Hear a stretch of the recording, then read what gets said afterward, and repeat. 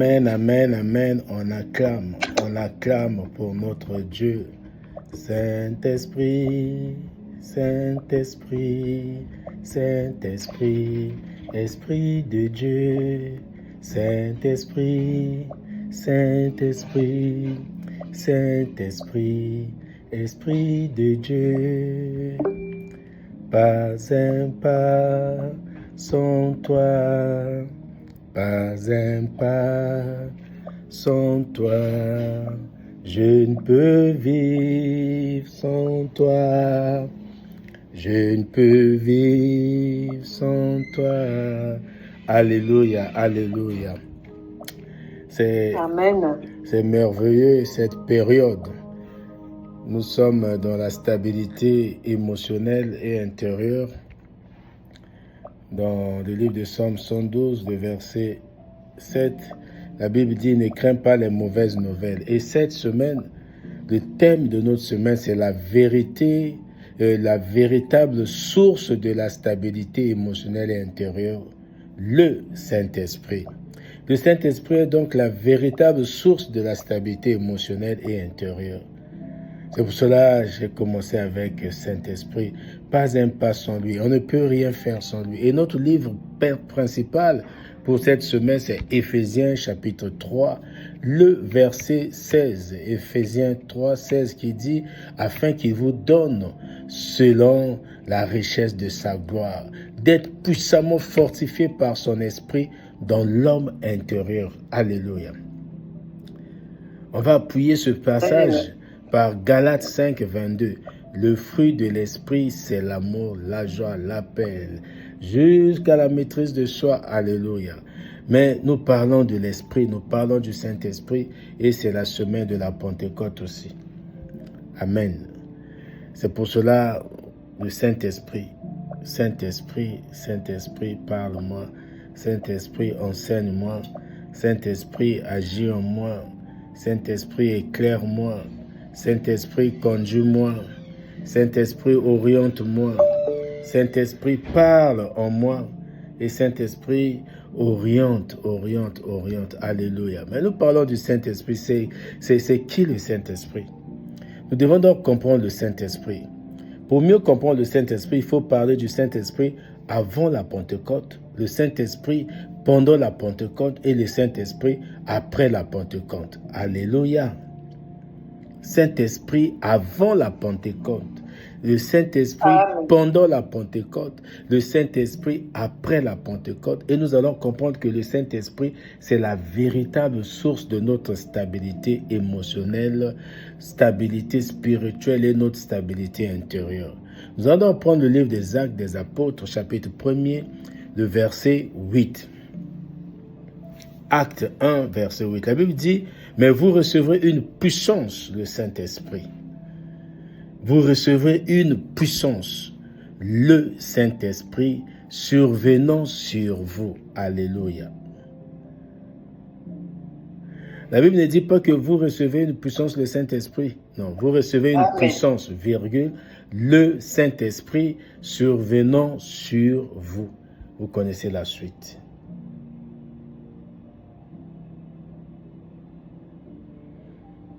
Vous connaissez la suite. Alléluia. Bien-aimés, le Saint-Esprit que nous parlons tout le temps, nous devons comprendre, parce que souvent, on interprète mal l'action du Saint-Esprit. Le Saint-Esprit est l'une des plus grandes révélations de la parole de Dieu, l'une des plus grandes révélations de la Bible. Depuis la Genèse jusqu'au Nouveau Testament, nous voyons l'action du Saint-Esprit. On commence l'action du Saint-Esprit, commence par quoi? La création, dans la révélation, dans la direction, dans la puissance, dans la transformation de l'homme même. On voit l'action du Saint-Esprit. Donc, il existe une évolution importante dans la manière dont le Saint-Esprit agit. On ne doit pas confondre la manière d'avant, lors de la création, avant la Pentecôte, pendant la Pentecôte et après la Pentecôte.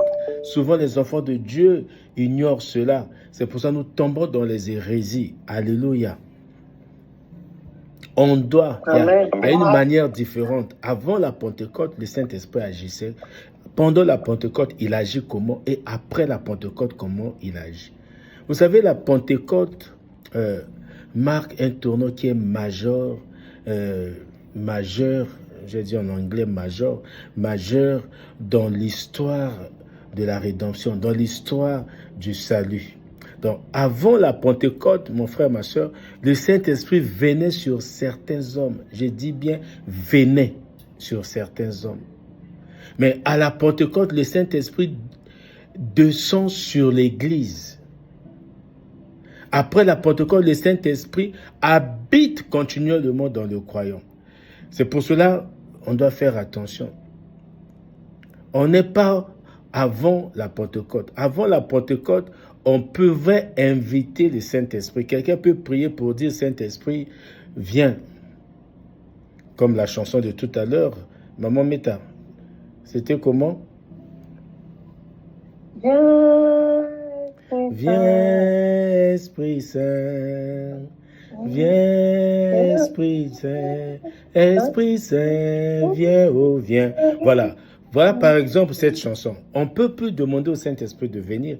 Parce que là, ceux qui peuvent chanter cette chanson, c'est ceux qui se retrouvent avant la Pentecôte.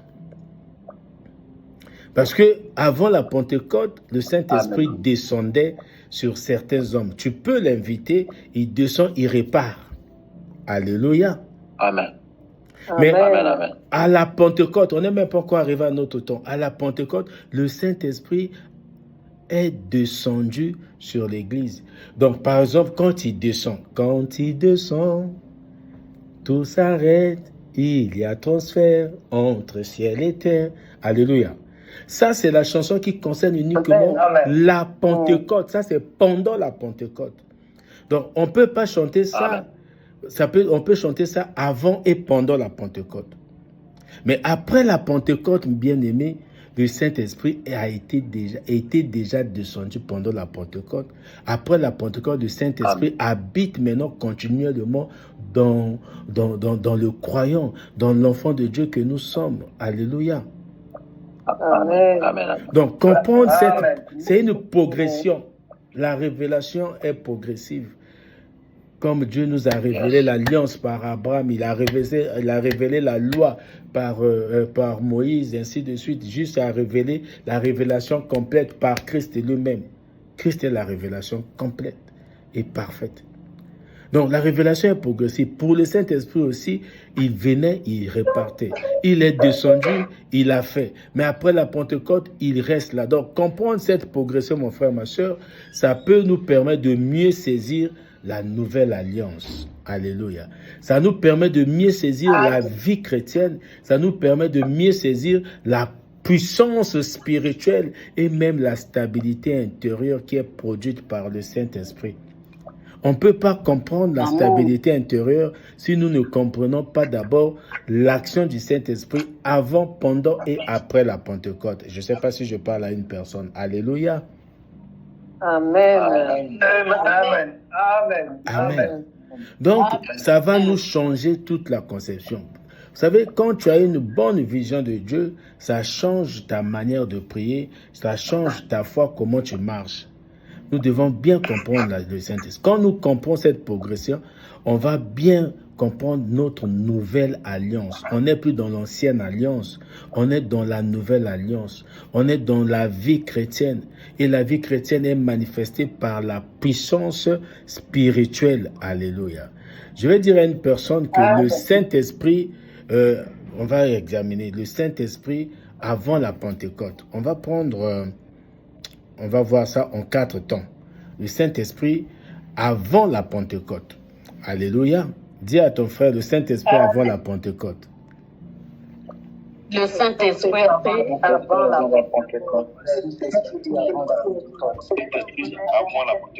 Pentecôte. Amen. Alléluia. Alléluia. On acclame l'action du Saint-Esprit avant la Pentecôte. Mon frère, ma soeur, je ne vais rien inventer. La Bible va nous parler. comme j'avais dit aux étudiants, que le Dieu du christianisme, c'est un Dieu qui parle. Nous prions un Dieu qui parle. Et Dieu nous parle. Depuis longtemps, il nous parle. Jusqu'à aujourd'hui, il continue de nous parler. Parce que le Saint-Esprit était déjà actif avant la Pentecôte. Le Saint-Esprit n'a pas commencé avec la Pentecôte. Le Saint-Esprit n'a pas commencé à exister à la Pentecôte. Dès la création, quand nous lisons Genèse chapitre 1er, le verset 2, la Bible dit que l'Esprit de Dieu se mouvait au-dessus des eaux. Alléluia. L'Esprit de Dieu, c'est le Saint-Esprit. Et le Saint-Esprit participait donc à la création. Il a participé à la création. Il a participé à la révélation divine. Il a participé à l'inspiration des prophètes. Le Saint-Esprit a participé à quoi? Aux inventions surnaturelles de Dieu. Le Saint-Esprit. Quand Dieu dit « lumière soit », Dieu a déclaré la parole. Donc, il y a eu Dieu, il y a eu le Fils et il y a eu le Saint-Esprit. Sans Dieu, Fils et Saint-Esprit, il n'y a pas la création. Il y avait Dieu, il y avait le Saint-Esprit, il n'y avait pas le Fils, il n'y avait pas la parole. C'est pour cela que Dieu a déclaré la parole. C'est pour ça dans dans Jean chapitre 1, le verset 1, la Bible dit qu'au commencement était la parole. La parole était avec Dieu et la parole était Dieu. Et quand la parole a été déclarée, le Saint-Esprit avec la parole ont agencé tout. Le Saint-Esprit, il y a eu maintenant la création.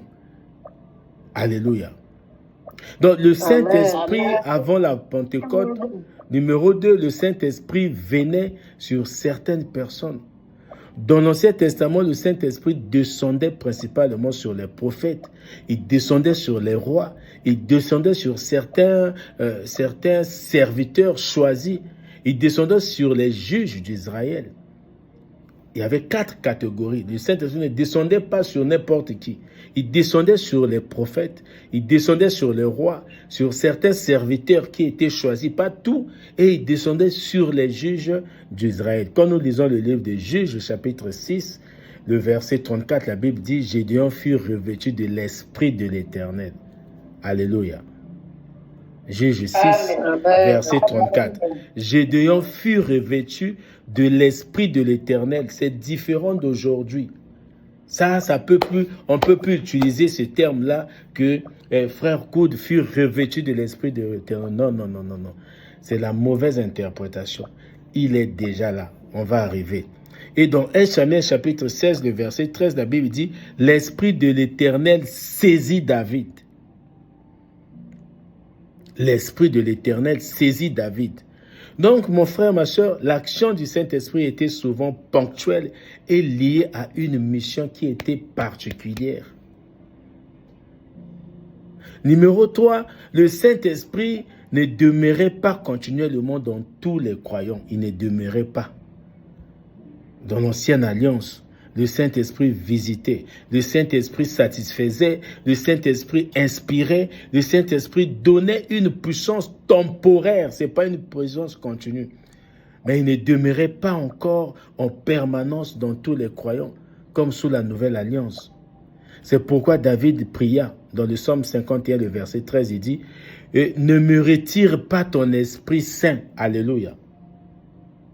Dans le Psaume 51, 13, il dit « Ne me retire pas ton Esprit Saint. » Vous savez, mes bien-aimés, cette prière montre qu'à cette époque, la présence de l'Esprit pouvait se retirer.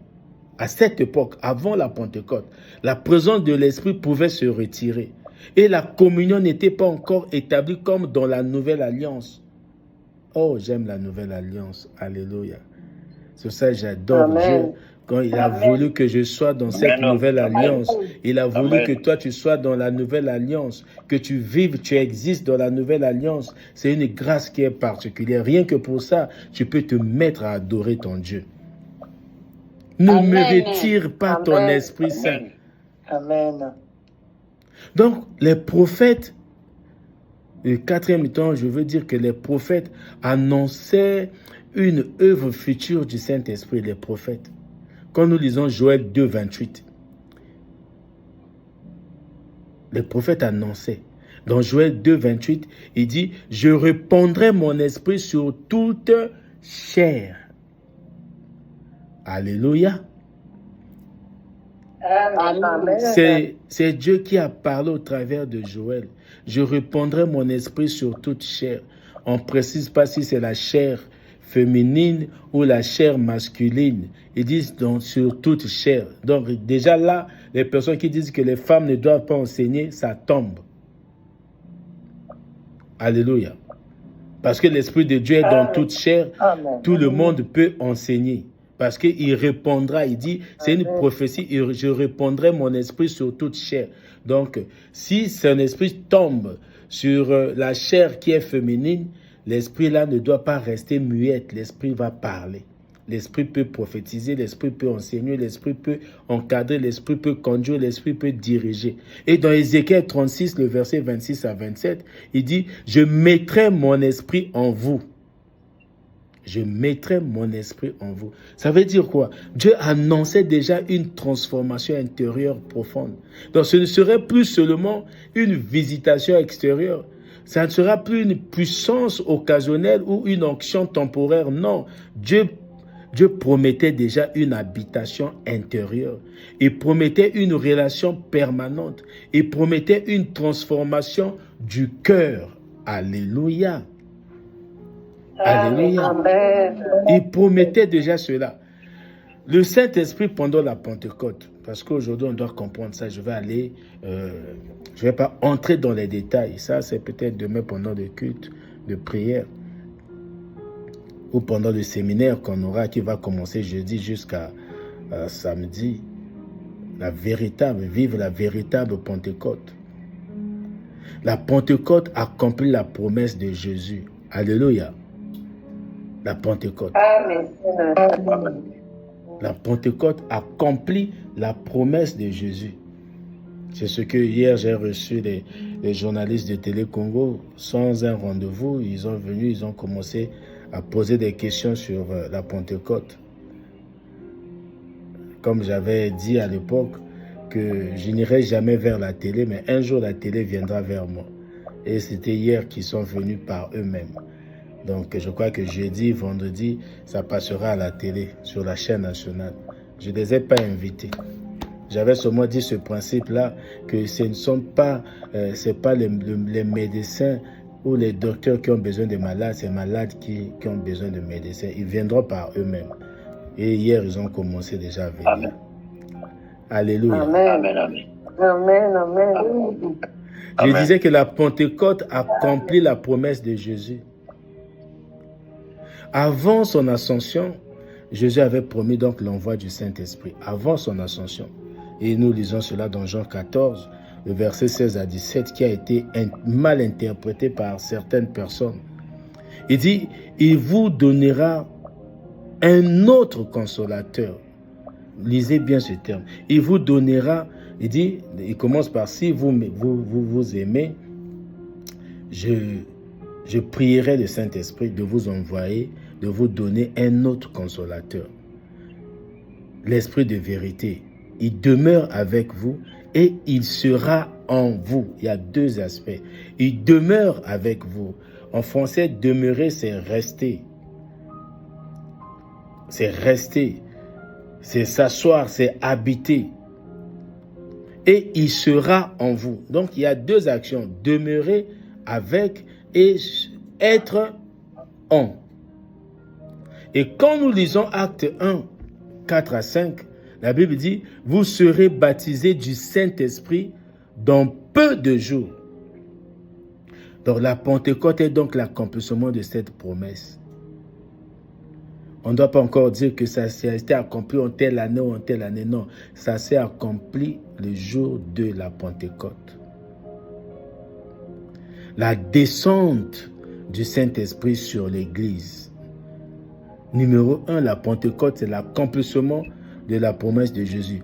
Numéro 2, c'est la descente du Saint-Esprit sur l'Église.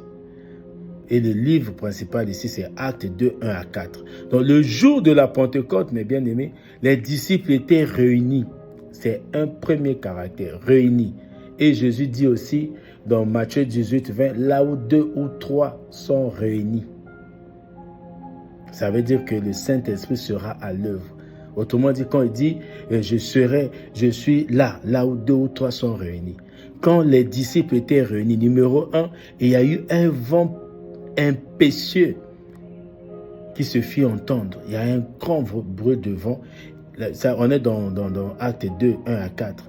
Et des langues semblables à du feu apparurent.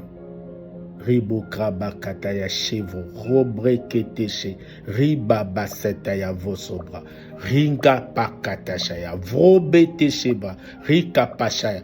Alléluia. Donc, il y a eu des langues. Il y a eu des langues comme ça. Donc, il fut rempli du Saint-Esprit et la Pentecôte marque donc la naissance officielle de l'Église remplie du Saint-Esprit. On n'est plus au temps d'avant la Pentecôte. Donc le Saint-Esprit vient maintenant désormais habiter dans les croyants.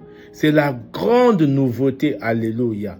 Donc l'Esprit venait sur certains hommes à partir de la Pentecôte. Et il vient maintenant habiter dans les croyants.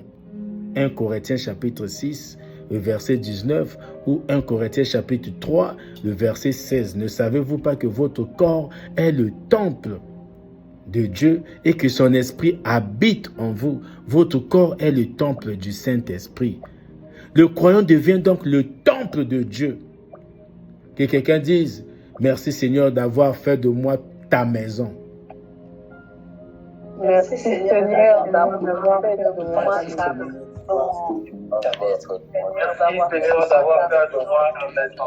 Merci d'avoir fait de moi ton lieu d'habitation. Merci d'avoir fait de moi ton lieu d'habitation. Alléluia. Voilà. Donc, amen. Tu es maintenant la maison de Dieu. Parce que quand on dit temple, les gens parfois s'embrouillent. Tu es maintenant la maison de Dieu. L'Esprit de Dieu habite maintenant en toi. C'est ça dans 1 Jean chapitre 4, verset 4, la Bible dit « Celui qui est en vous ». On parle plus du temps de la promesse. Jésus avait promis et à la Pentecôte, il y a eu l'accomplissement. Le Saint-Esprit est descendu.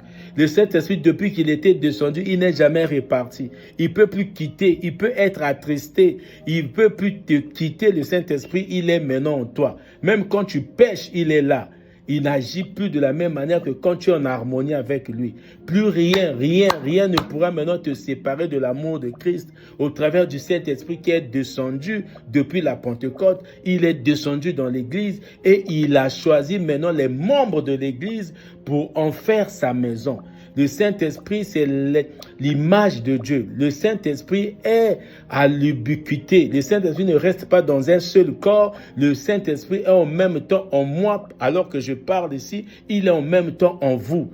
Il n'est pas à côté, il est à l'intérieur. Ton esprit doit donc être rempli de l'Esprit de Dieu et le Saint-Esprit te parle au travers de ton esprit. Tu dois donc agir selon le Saint-Esprit pour vivre une stabilité intérieure et émotionnellement. Et stabilité émotionnelle. Amen. Donc quand on parle, je prends un cas pour dire que si tu comprends ces choses, tu vas maintenant comprendre même l'existence de la dîme qui fait partie de la loi, qui ne doit plus exister parce que nous sommes plus dans l'ancienne alliance. Tu vas comprendre que quand tu dois donner la dîme, toi tu as le Saint-Esprit. Tu donnes la dîme à qui? Avant, le Saint-Esprit était seulement dans les Lévites, dans ceux qui servaient dans les rois et autres. Mais aujourd'hui, toi, tu deviens prêtre. Celui qui reçoit la dîme aussi est prêtre. Maintenant, toi, tu vas donner à quel prêtre? C'est fini ces choses. C'est fini. Tu es prêtre toi-même. Donc, il n'y a personne qui doit encore vouloir bouffer ta dîme. Et pour dire que quand tu ne donnes pas la dîme, tu n'es pas protégé, c'est fini. Avant la maison, le temple, ce qui habitait dans le temple, c'était la représentativité de Dieu qui était manifestée par l'arche de l'alliance. Mais aujourd'hui, il n'y a plus l'arche de l'alliance. Le Saint-Esprit lui-même habite en toi. Tu es maintenant donc la maison de Dieu. Toi, tu es la maison de Dieu. Quand la Bible dit qu'il ne manque pas, on est dans Malachie chapitre 3, le verset 10 à 11, qui ne manque pas dans ma maison. Qui est la maison? Il dit maintenant ma maison. Aujourd'hui, on n'est plus dans l'Ancien Testament. On prend ce passage, on ramène dans le contexte de la Nouvelle Alliance. Il dit qu'il ne manque pas dans ma maison. La Bible dit dans 1 Corinthiens 6, 19 que c'est toi sa maison. Qu'il ne manque pas de la nourriture. Il dit qu'il ne manque pas la nourriture. Or, Hébreux chapitre 11, le verset 6, la Bible dit Dieu consomme ta foi. Donc, pour Dieu, la nourriture, dans Hébreux 12, 2, que Dieu consomme, lève ta tête, fixe ton regard vers Christ qui est l'auteur et le consommateur de ta foi. Donc, la nourriture dont Dieu parle, c'est ta foi. Parce que dans Hébreux chapitre 11, le verset 6, la Bible dit que nul n'est agréable à Dieu sans la foi. Donc, ce qui est plus important dans sa maison, Dieu veut que dans sa maison, qu'il ne manque pas la foi. Alléluia. Qu'il ne manque pas la foi, pas l'argent. Dieu ne parle plus du temple pour que les gens ramènent les dîmes. Non, ça c'est fini. C'est de l'arnaque spirituelle. Maintenant, on donne librement. Tu peux donner plus de 10% de ce que tu as. Tu donnes selon ton cœur, comme tu l'as résolu. Comme la Bible nous parle dans 2 Corinthiens, chapitre 9, le verset 7. Comme tu as résolu, comme tu l'as résolu. Tu peux donner librement et quand tu veux. Tu n'es pas obligé de donner à la fin du mois pour dire que non, il n'y a plus de temps, il n'y a plus de période. Tu donnes quand tu veux, comme tu veux. Et si même tu ne donnes pas, parce que tu ne l'as pas résolu, tu n'as pas péché. Tu n'as pas péché. Et ce n'est pas ce que tu donnes qui te protège. Amen. Ce n'est pas ce que tu donnes qui te protège parce que Dieu, l'amour de Dieu ne dépend pas de l'argent. Dieu t'aime tel que tu es. Et la Pentecôte produit une transformation intérieure. Avant la Pentecôte, les disciples avaient peur. Ils étaient instables. Ils étaient souvent troublés, parfois même dominés par leurs émotions. Mais après la Pentecôte, Pierre devient courageux.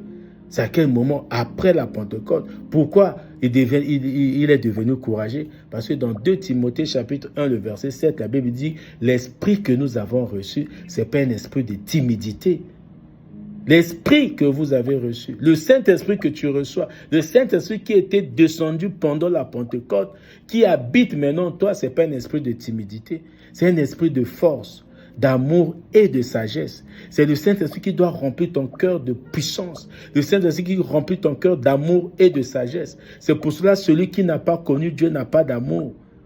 1 Jean 4, 7 à 8.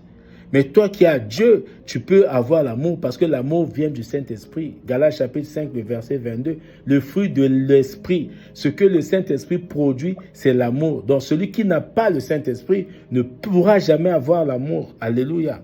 Jamais. Je pèse bien les mots jamais parce que l'amour vient du Saint-Esprit. Alléluia. Amen. Pierre est devenu courageux parce qu'il a le Saint-Esprit. Je déclare à partir d'aujourd'hui, toi qui reçois cette parole, tu deviendras plus que courageux parce que tu te souviens que le Saint-Esprit est en toi et que le Saint-Esprit, c'est l'esprit de force. Alléluia. Amen. Les disciples étaient devenus Amen. stables Amen. parce que c'est le Saint-Esprit qui te rend stable. Ils annonçaient Christ avec assurance. Vous savez, la Pentecôte n'est pas seulement un événement de puissance extérieure, non. La Pentecôte, les gens pensent, ils parlent de la puissance de ci, mais les gens doivent comprendre d'abord. La puissance que le Saint-Esprit libère, ce n'est pas une puissance qui vient d'une personne. Cette puissance se trouve en toi, mon frère.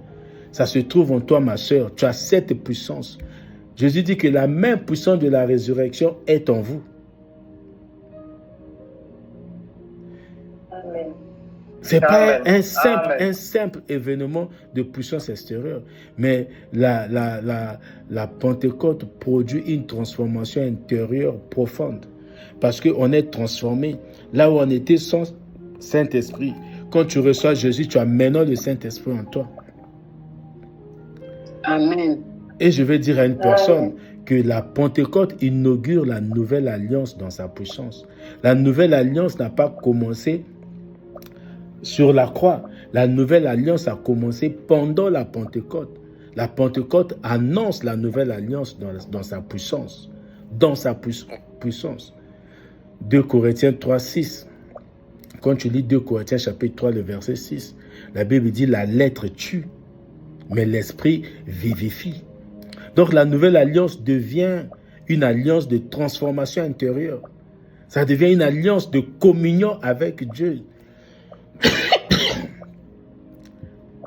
Ça devient une alliance de puissance spirituelle, une alliance de vie par l'esprit. Une alliance de vie par l'esprit. C'est ça, Paul qui vient après, il dit, si je vis, ce n'est plus moi qui vis. Parce que Paul vivait dans l'alliance avec l'esprit. Un peu de temps, on va parler du Saint-Esprit maintenant après la Pentecôte. Le Saint-Esprit, on a parlé du Saint-Esprit pendant la Pentecôte. Maintenant, nous avons parlé du Saint-Esprit après la Pentecôte. Après la Pentecôte, mon frère, ma soeur, le Saint-Esprit habite continuellement dans le croyant. Je parle de croyant en Christ. Il habite continuellement. Donc après la Pentecôte, le Saint-Esprit demeure. Il accompagne, le Saint-Esprit conduit, le Saint-Esprit enseigne, le Saint-Esprit transforme continuellement. Jean 14, 16. Afin qu'il demeure éternellement avec vous. Le Saint-Esprit vit maintenant en nous d'une manière éternelle. Le Saint-Esprit n'est pas dans une personne seulement où tout le monde s'oriente pour dire que c'est lui le Saint-Esprit, c'est le Fils du Saint-Esprit, c'est l'oncle du Saint-Esprit. Non, mes bien-aimés, non. Arrêtons ça. Le Saint-Esprit, Jésus dit, quand il fait la promesse, il dit, afin qu'il demeure éternellement avec vous. Et le croyant n'est plus seulement le croyant, n'est plus seul intérieurement. On devient maintenant vivant, composé du Saint-Esprit. Le Saint-Esprit devient le guide du croyant. Romains chapitre 8, le verset 14. Tous ceux qui sont conduits par l'Esprit de Dieu sont fils de Dieu. Et le Saint-Esprit, quand on dit conduit par le Saint-Esprit, pourquoi? Le Saint-Esprit t'éclaire, le Saint-Esprit te dirige, le Saint-Esprit te convainc, le Saint-Esprit t'avertit, le Saint-Esprit t'enseigne, le Saint-Esprit te donne le discernement. La vie chrétienne devient maintenant une marche avec le Saint-Esprit. Tout ce que les gens n'arrivaient pas à faire seuls, avec le Saint-Esprit, nous sommes maintenant capables. Amen. Nous sommes capables avec le Saint-Esprit. Et le Saint-Esprit transforme progressivement le caractère du croyant. C'est progressivement parce qu'il produit. Ce n'est pas parce que tu as écouté la parole aujourd'hui que tu es complètement transformé. C'est d'une manière progressive. Galates 5, 22 nous dit que l'esprit, le fruit de l'esprit, l'amour, ça produit au fur et à mesure l'amour, la paix, la joie, la bénignité, la douceur, la foi, la fidélité, la maîtrise de soi. Progressivement jusqu'à avoir la maîtrise de soi. Le Saint-Esprit produit l'amour. Le Saint-Esprit produit donc la paix. Le Saint-Esprit produit la patience. Le Saint-Esprit produit la douceur. Le Saint-Esprit produit la maîtrise de soi, mon frère, ma soeur. Le plus grand miracle du Saint-Esprit, mon frère, ma soeur, le plus grand miracle n'est pas seulement la puissance visible, non. Le plus grand miracle du Saint-Esprit, ce n'est pas la puissance visible, ou voir les gens tomber, voir les gens en train de tituber, de tomber de part et d'autre. Ça, ce n'est pas le plus grand miracle. Ce n'est pas le plus grand miracle du Saint-Esprit. Le plus grand miracle du Saint-Esprit, mon frère, ma soeur, c'est la transformation intérieure. Dis avec moi, transformation intérieure. Parce que quand tu es transformé intérieurement, tu vivras tout d'une manière extérieure. La transformation intérieure. Alléluia. Aujourd'hui, le Saint-Esprit, amen. Aujourd'hui, le Saint-Esprit fortifie l'homme intérieur. L'homme intérieur. C'est ça, nous allons revenir sur. C'est ça le thème, le verset principal de notre thème de la semaine. Éphésiens 3,16. Le Saint-Esprit stabilise l'âme. Le Saint-Esprit renouvelle les pensées. Le Saint-Esprit apaise les émotions. Le Saint-Esprit guérit les blessures intérieures. Et le Saint-Esprit fortifie le cœur, mon frère, ma soeur. C'est pourquoi le croyant peut traverser les combats. Tu peux traverser le combat. Des épreuves, des pressions, des tempêtes, mon frère, ma soeur, sans perdre totalement ton équilibre intérieur. Parce que tu n'es plus seul, tu as maintenant le Saint-Esprit. Alléluia. Amen. Amen. Tu n'es plus seul, tu as maintenant le Saint-Esprit. Donc, on ne peut plus chanter encore Saint-Esprit, viens, viens, viens, Esprit de Dieu, viens faire ceci. Non, non, non, non, non, non. Il est au-dedans. Tu parles, tu t'abandonnes au Saint-Esprit. Il est au-dedans de toi maintenant. Amen. Il est au-dedans. Tu lui demandes de régner. Tu t'abandonnes pour qu'il agisse. Le Saint-Esprit donne la puissance pour servir Dieu. Aujourd'hui, vous pensez que c'est par quelle force que nous avons, depuis le 6 septembre 2023, nous sommes là. C'est par quelle force? C'est par quelle puissance? C'est le Saint-Esprit, mes bien-aimés. C'est le Saint-Esprit qui donne la puissance pour servir Dieu. Vous recevez une puissance. Acte 1:8. La puissance là, ce n'est pas pour faire tomber les gens, mes bien-aimés. Vous recevez une puissance. La puissance est pour servir. La puissance te permet d'aimer. La puissance te permet d'avancer. La puissance te permet de comprendre. Sans Saint-Esprit, sans cette puissance, tu ne peux pas comprendre. Sans cette puissance, tu ne peux pas servir avec sagesse et amour. C'est pour ça qu'il a dit, il faut attendre. Ne soyez pas pressés. Attendez, restez sur place, attendez. Le Saint-Esprit doit d'abord vous donner la puissance.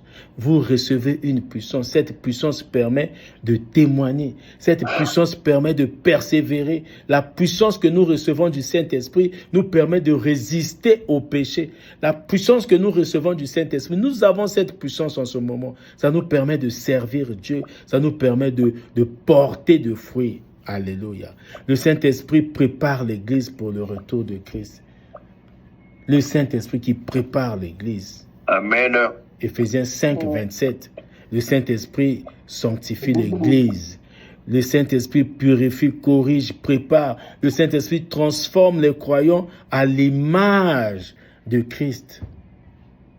C'est le Saint-Esprit qui nous transforme. Alléluia. Avant la Pentecôte, on peut dire donc que l'Esprit venait sur certains. Pour conclure, je peux dire qu'avant la Pentecôte, nous retenons que l'Esprit venait sur certains hommes. Mais pendant la Pentecôte, l'Esprit descend sur l'Église. Et après la Pentecôte, l'Esprit habite dans les croyants. Alléluia. Avant la Pentecôte, l'action était souvent temporaire. Mais pendant la Pentecôte, c'est l'accomplissement de la promesse. Et après la Pentecôte, c'est la présence qui est maintenant permanente. Avant la Pentecôte, l'onction liée à certaines missions, était liée à certaines missions.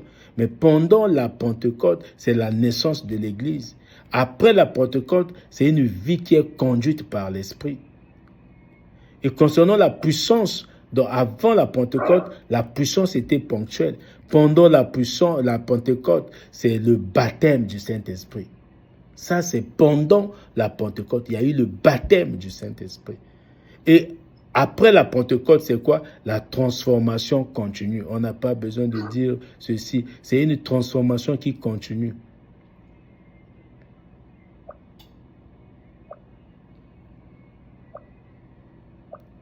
Avant la Pentecôte, il y avait l'attente prophétique.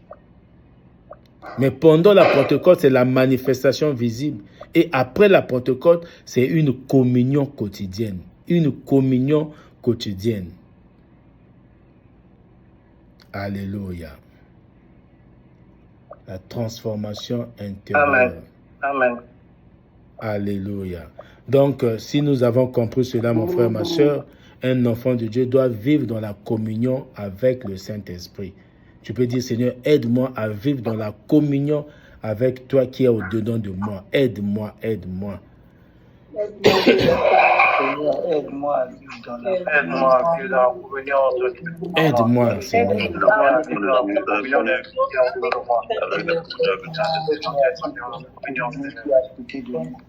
Alléluia. Si tu parles comme ça, tu vas comprendre donc que le Saint-Esprit n'est pas seulement une doctrine à connaître. Il ne faut pas seulement, ce qu'on a enseigné, c'est une doctrine que tu ne dois pas seulement connaître, mais le Saint-Esprit est une personne divine. Que le Saint-Esprit, c'est lui le consolateur. Le Saint-Esprit, c'est lui ton guide. Le Saint-Esprit, c'est lui... Le Saint-Esprit, c'est lui le Paraclétos. Alléluia. C'est lui ton avocat. Le Saint-Esprit, c'est lui, c'est cette présence vivante de Dieu en nous. Tu dois laisser le Saint-Esprit transformer ton intérieur, mon frère, ma soeur. Le but n'est pas seulement les manifestations visibles ou les dons, non, ce n'est pas seulement le but. Ou les émotions spirituelles, non. Le but est aussi un croyant transformé. Le Saint-Esprit, pour vivre la véritable Pentecôte, c'est être transformé par le Saint-Esprit qui était descendu pendant la Pentecôte. Il continue à te transformer. C'est une âme qui doit devenir stable. Tu dois vivre une vie semblable à Christ grâce au Saint-Esprit.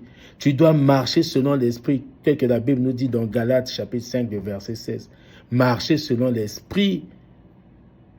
Quand on dit marcher selon l'Esprit, signifie dépendre de Dieu, signifie écouter la voix de Dieu, signifie soumettre ses réactions au Saint-Esprit. C'est vivre selon donc la vérité de Dieu. C'est interroger, prendre le temps de consulter le Saint-Esprit avant d'agir, mon frère, ma soeur. Avant la Pentecôte, le Saint-Esprit venait sur certains hommes pendant la Pentecôte. Il venait sur certains hommes.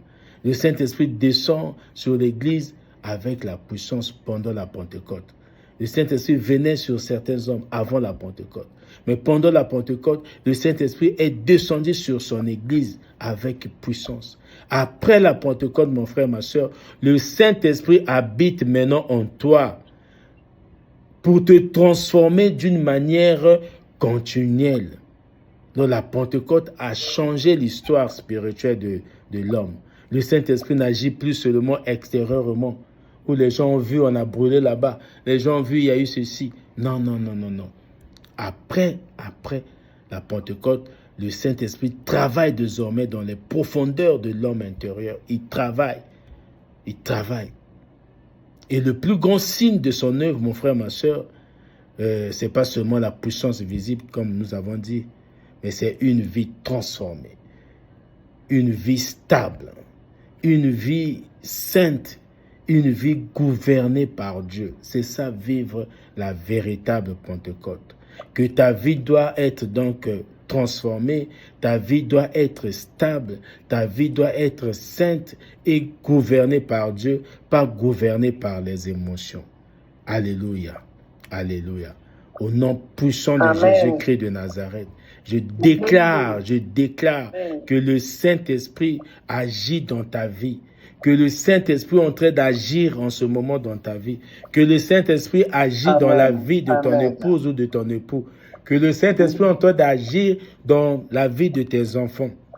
Le Saint-Esprit agit jusqu'aujourd'hui dans la vie de chaque membre de ta maison, du plus grand au plus petit. Je déclare que tu es le temple du Saint-Esprit, que Dieu habite en toi et que sa présence demeure dans ton cœur et dans ton homme intérieur au nom puissant de Jésus-Christ de Nazareth. Je déclare que le Saint-Esprit transforme tes pensées, que le Saint-Esprit transforme tes émotions, que le Saint-Esprit transforme tes réactions, que le Saint-Esprit transforme tes paroles, que le Saint-Esprit transforme ton caractère, que le Saint-Esprit transforme toute ta vie intérieure au nom puissant de Jésus-Christ de Nazareth. Au nom puissant de Jésus-Christ de Nazareth. Je déclare qu'au travers de cette parole libérée ce soir, que tu ne seras plus gouverné par la peur, que tu ne seras plus gouverné par l'instabilité, que tu ne seras plus gouverné par l'inquiétude, ni par la confusion, même pas par les blessures du passé, même pas par les réactions charnelles, que le Saint-Esprit produit en toi désormais sa paix, la maîtrise de soi, la sagesse, la stabilité et le discernement, que le Saint-Esprit produise en toi la force intérieure au nom puissant de Jésus-Christ de Nazareth. Je déclare au nom de Jésus que durant toute cette semaine, parce que tu vas recevoir la parole, là où il y avait la peur, tu vas recevoir le courage, comme les apôtres. Là où il y avait le trouble, tu vas recevoir la paix. Là où il y avait l'instabilité, tu vas recevoir l'équilibre intérieur.